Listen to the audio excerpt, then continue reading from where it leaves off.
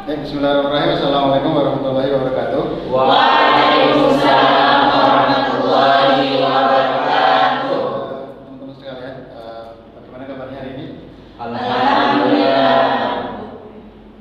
Ada yang nggak masuk? Ada Pak. Siapa yang nggak masuk? Ayo. Oke. Kemana dia? Izin Pak, ayo Mas dia. Baik teman-teman sekalian, terkait ini kemarin kita telah belajar beberapa konsep dasar tentang pembelajaran. Kita lanjutkan materi kita terkait dengan strategi pembelajaran mata kuliah yang menjadi prasyarat untuk mata kuliah magang 1, dan ini wajib untuk teman-teman untuk mengikuti. Pertemuan yang lalu kita telah belajar tentang konsep dasar pembelajaran di SD dan MI. Tentunya ini adalah sangat penting, materi sangat penting bagi calon guru di SD ataupun MI.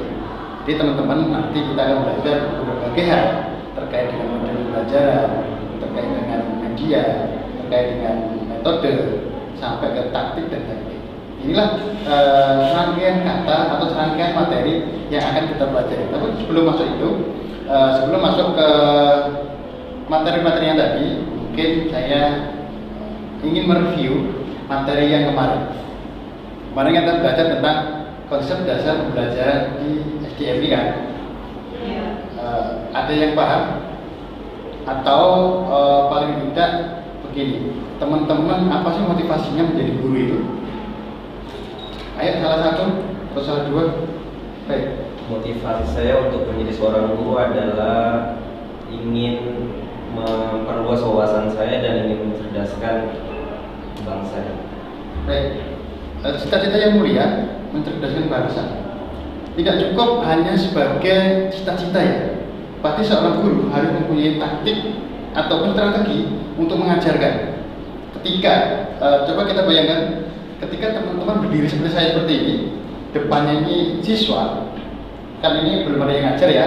Jadi ketika teman-teman berdiri, apa yang teman-teman lakukan ketika ketemu dengan anak-anak yang suka main, suka bercerita, suka curhat, bahkan kadang-kadang apa yang teman-teman lakukan ketika berdiri? Apakah langsung anak-anak silakan duduk, anak-anak diam? Apakah seperti itu? Tidak. Dengan membuka konsep kemarin, konsep pembelajaran. Tidak. Ada yang mau ini Pak, ketika nanti saya menjadi guru, saya akan pukul mereka. Atau seperti apa yang teman-teman lakukan nanti ketika menjadi guru? Ya, Ibu? Ya.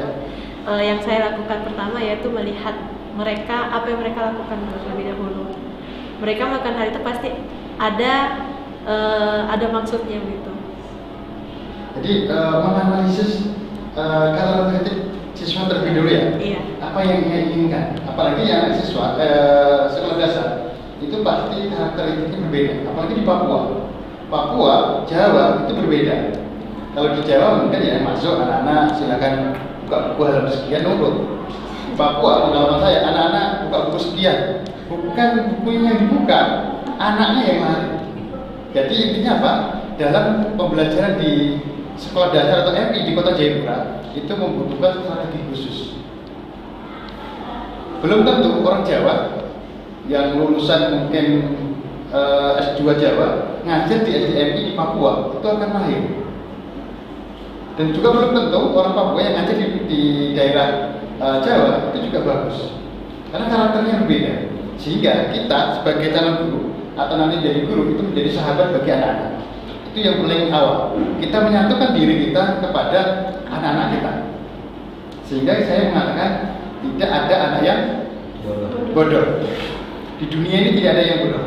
Yang ada adalah guru belum menemukan strategi yang tepat untuk menggali potensi bagi anak-anak.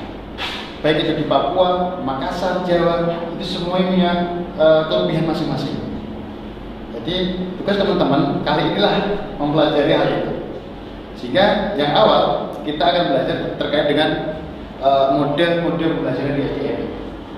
Inilah yang akan kita bahas, model-model pembelajaran ini terkait nanti statement tadi. Tidak ada siswa yang bodoh, yang ada adalah guru. Bagaimana guru menemukan model pembelajaran yang tepat atau strategi yang tepat. Kali ini kita terkait dengan model pembelajaran.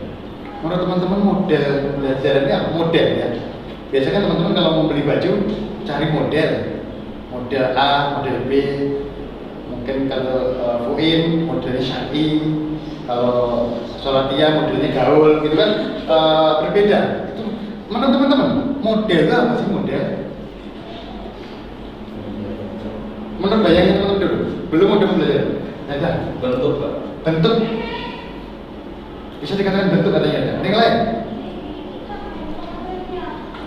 Ya, boleh? Hah? Apa?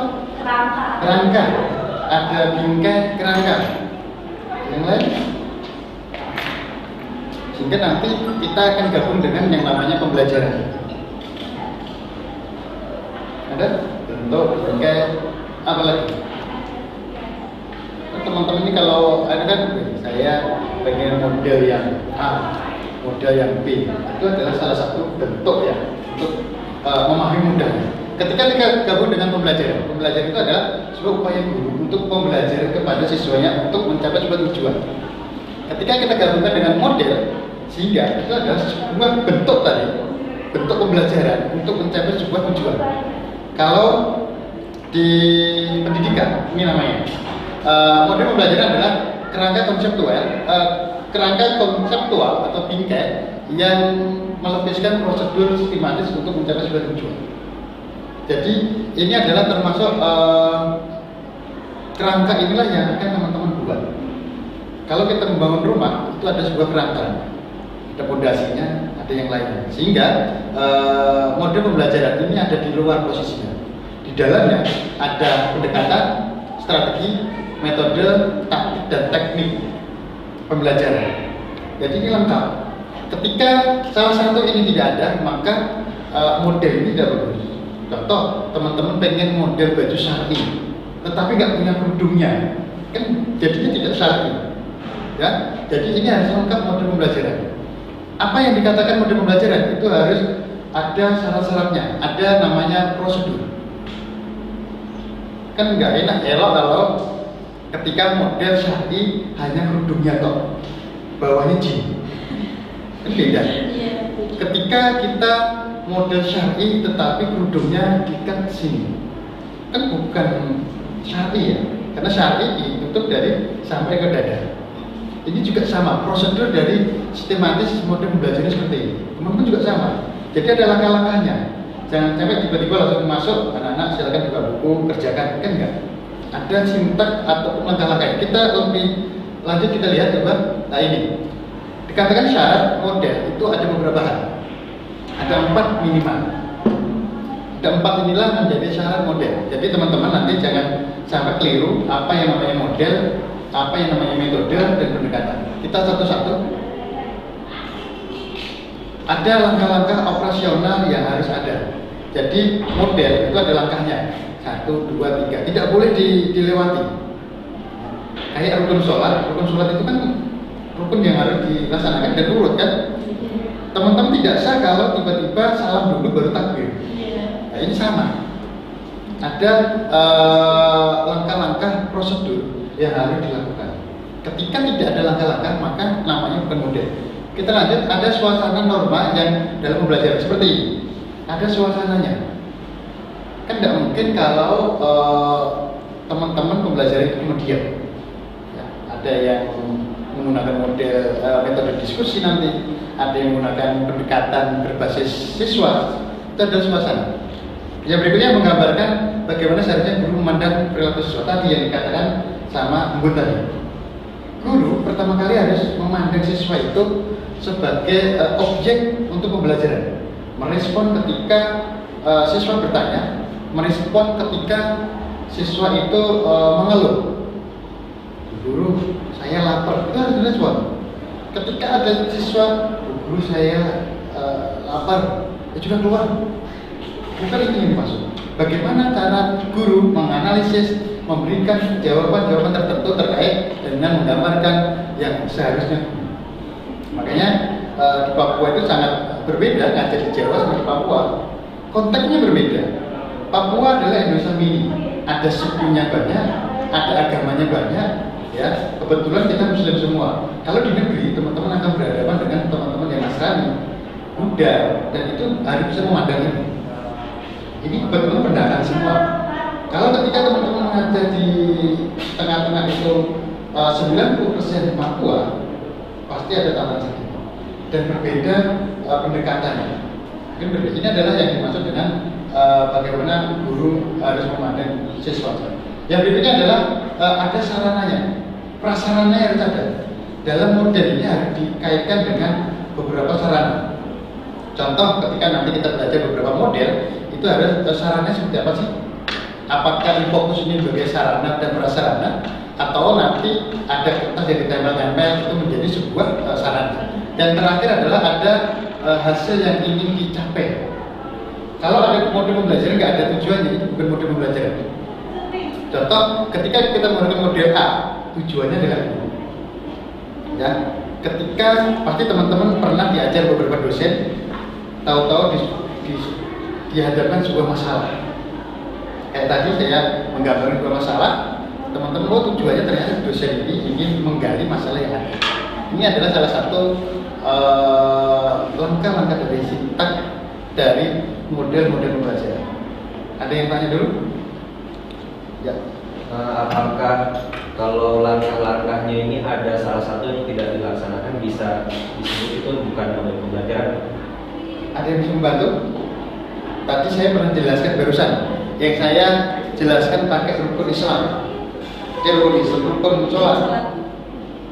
Ini pertanyaan. Bagi pertanyaan, apakah ketika 5 ini hilang ya?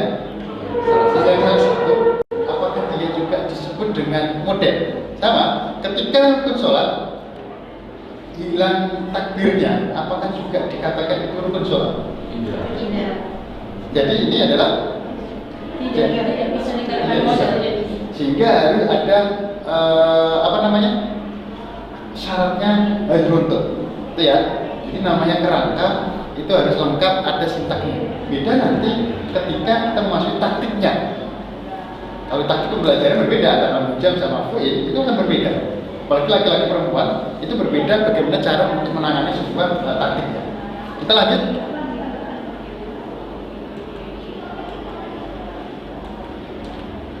Paling tidak kita akan belajar 4 model ini. Model pembelajaran yang bisa digunakan di kurikulum Merdeka Belajar. Saat ini kita dihadapkan di kurikulum Merdeka Belajar, walaupun baru setahun kurikulum ini dilaksanakan, diimplementasikan di sekolah SDMI di Kota Jayapura. Saya memilih, boleh banyak ya. Jadi model pembelajaran itu tidak hanya 4 ini, banyak model pembelajaran. Cuma saya merangkumnya ada 4. Walaupun nanti kita tidak akan belajar tuntas 4 ini. Pertemuan kali ini kita nanti akan belajar 2 karena panjang. Jadi teman-teman boleh menambahkan model-model yang lain yang teman-teman bisa melihat dari penelitian jurnal ataupun dari luar negeri yang kayak di model pembelajaran di Finlandia itu kan yang terbaik. Itu boleh. Kali ini saya akan mencontohkan 4 model pembelajaran yang ini bisa digunakan sebagai alternatif di kurikulum Merdeka Belajar. Apa alasannya? Keempat ini bisa masuk 4 model pembelajaran yang bisa digunakan di kurikulum Merdeka Belajar. Yang pertama adalah dia adalah ada keterampilan 3C, kolaboratif dalam pembelajaran. Untuk mencapai kurikulum Merdeka Belajar itu harus kolaboratif antara siswa, guru maupun siswa sendiri. Makanya nanti ini yang pasti akan didukung dengan beberapa diskusi kelompok dan sebagainya. Yang berikutnya adalah berpikir kritis. Jadi tidak hanya siswa itu disuapi sama gurunya, tetapi dia harus berpikir, oh kenapa jambu ini warnanya hijau, oh kenapa itu. Tidak hanya langsung begini, anak-anak jambu ini warnanya apa. Dia berpikir dulu kenapa bisa menjadi jambu itu warna hijau. Yang ketiga adalah ia mampu berkomunikasi, mampu bercerita.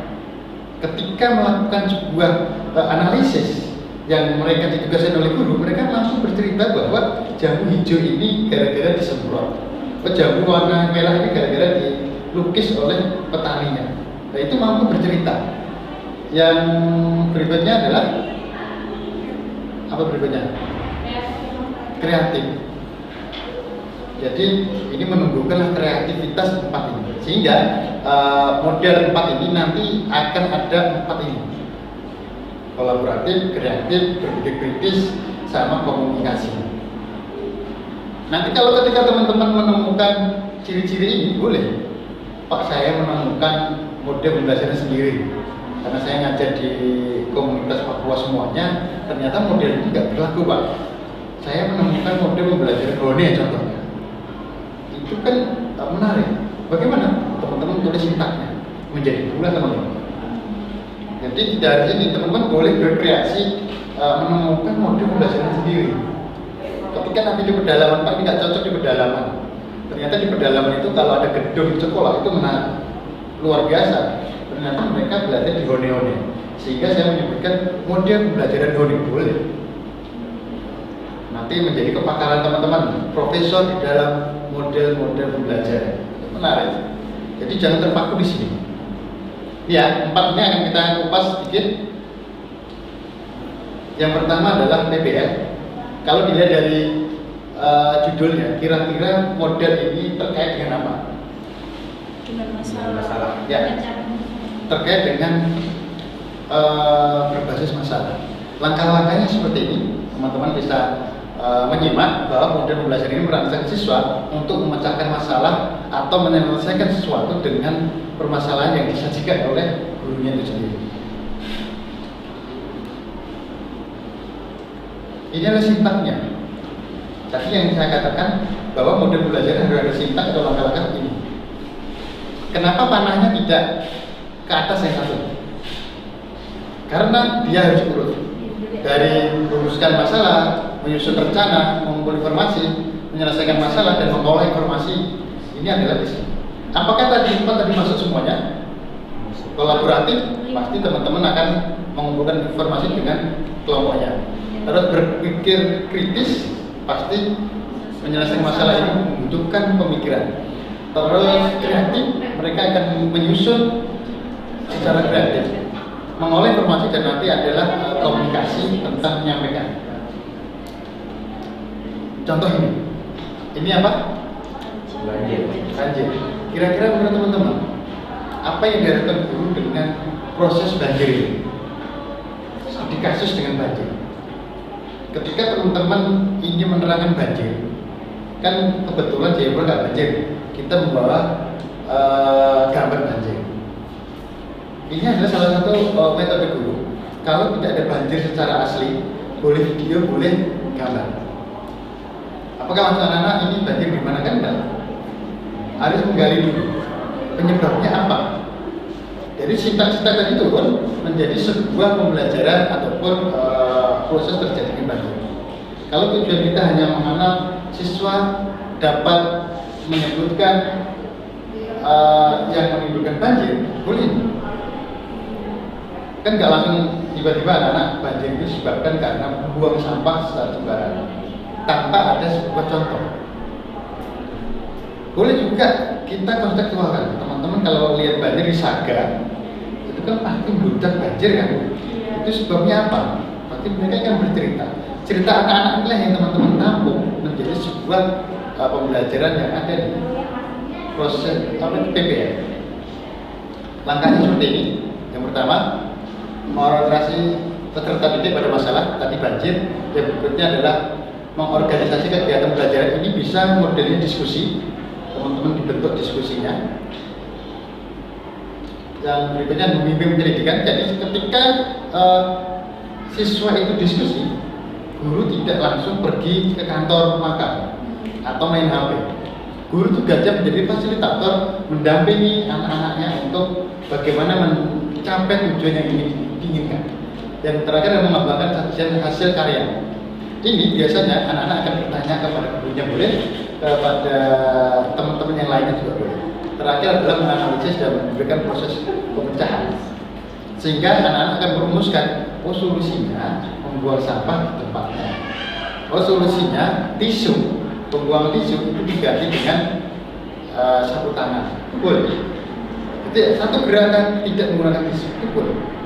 Akan tisu dibuang menjadi sampah. Sehingga ada satu gerakan mungkin itu berpikir kritisnya kepada anak-anak. Baik, yang kedua adalah berbasis project.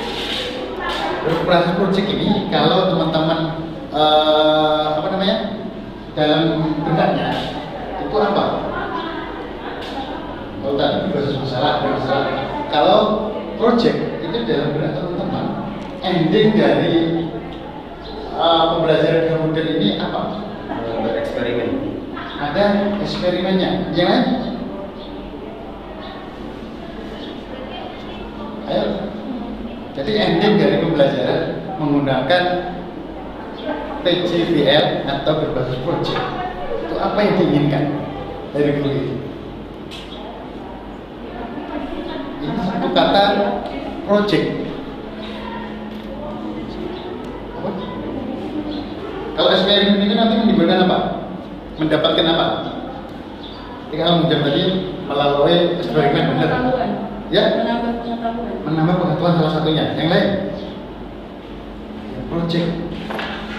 Contoh ya, ketika saya akan mengajar guru ini, anak-anak saya suruh membuat topi Papua. Hasilnya adalah topi Papua. Ini adalah salah satu project dari pembelajaran. Tetapi berbeda dengan nanti produk. Kalau produk hasilnya, kalau project itu ada sebuah sistem prosesnya.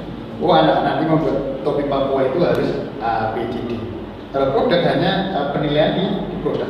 Jadi proses pembelajaran berbasis project itu adalah anak-anak akan seperti ini, beri kesempatan untuk menggali konten materi dengan menggunakan berbagai makna pembelajarannya secara eksperimen. Ini adalah yang dimaksud dengan pembelajaran berbasis project. Kita lanjut. Ini langkah-langkahnya.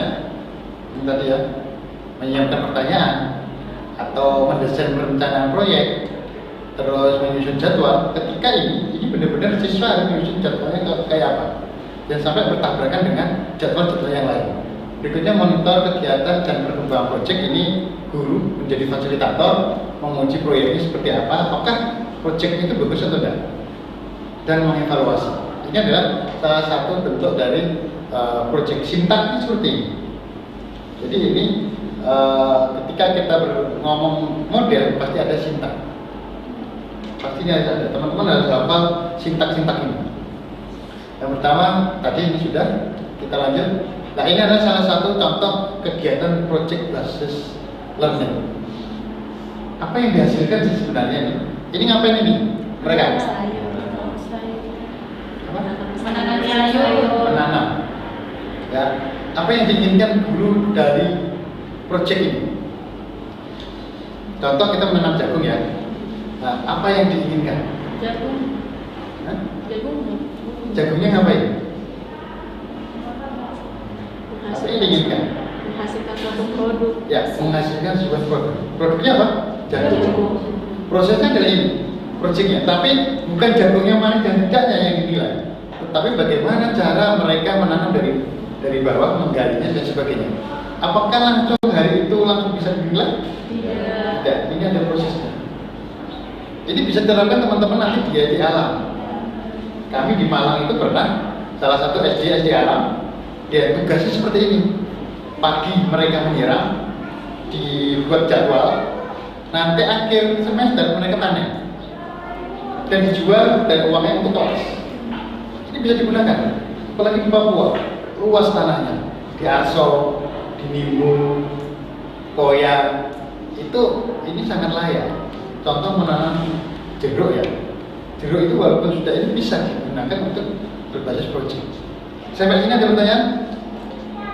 Ini adalah langkah-langkahnya, ya.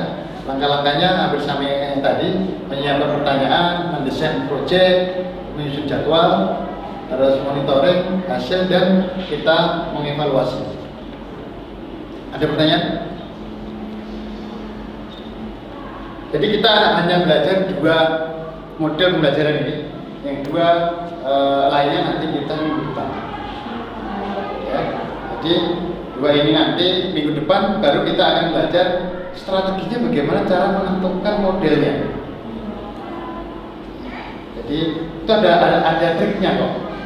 Tidak tiba-tiba langsung ada triknya. Kalau model ini triknya menggunakan apa? kalau model ini dicapai menggunakan apa. Jadi minggu depan kita akan belajar nyambung dengan dua model pembelajaran ini.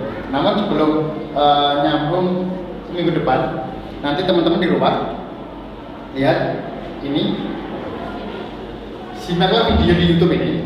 Di video YouTube ini, tadi tidak putar di sini, biar teman-teman nanti putarnya di rumah. Di dalamnya ada salah satu guru yang mengajar dengan berbagai model pembelajaran. Dia menggunakan dua model ini. Nanti teman-teman tinggal pilih model pembelajaran apa yang digunakan guru tersebut, antara project sama PBL. Yang berikutnya sintaksnya kayak apa. Jadi nanti jangan ditulis sintaks yang tadi yang saya contohkan. Oh ternyata guru langsung pada aplikasinya. Satu, guru menyusun jadwal A, dua, Pak, dan ada sintaksnya. Silakan teman-teman nanti lihat videonya, terus dua pertanyaan ini diselesaikan dan dikirim di Google Classroom. Ya. Inilah pembelajaran kali ini, sehingga teman-teman akan memahami dengan model ini. Nanti yang berikutnya juga sama, teman-teman akan menganalisis juga salah satu kegiatan guru. Yang terakhir, setelah ini dua pertanyaan ini teman-teman gabung juga, silakan cari beberapa jurnal terkait dua model pembelajaran tadi, PBL sama berbasis project, dan dikaitkan dengan video ini. Oh ternyata di sekolah dasar mana di Surabaya itu tidak bisa digunakan seperti ini, boleh. Pasti berbeda, karena kita akan mencetuskan pembelajaran gaya di Papua. Karakteristik di Papua itu kayak apa? Ya, sehingga orang-orang itu mengenal bahwa pembelajaran di Papua itu kayak seperti ini. Ya. Apakah bahasa keras atau lemah lembut kayak orang Jogja, kan berbeda. Sehingga ini silakan teman-teman nanti diselesaikan. Ini tugas individu bukan kelompok. Silakan ya.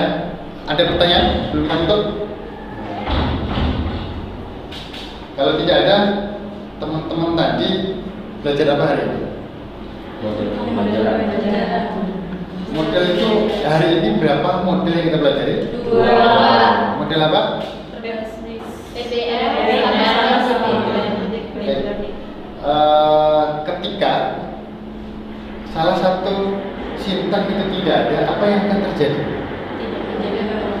Tidak bisa disebut sebagai sebuah model pembelajaran. Iya, tepat sekali. Sehingga ini adalah teman-teman sudah memahami konsepnya, tinggal nanti model-model pembelajaran. Baik, teman-teman, ini mungkin pertemuan hari ini. Kita akan sambung minggu depan dengan model-model belajar yang lain. Kami harapkan teman-teman juga sering mengunjungi jurnal-jurnal yang penelitian yang lain terkait dengan model-model pembelajaran. Baik, kita tutup dengan mengucap hamdalah. Alhamdulillah. Mohon maaf. Assalamualaikum warahmatullahi wabarakatuh. Waalaikumsalam.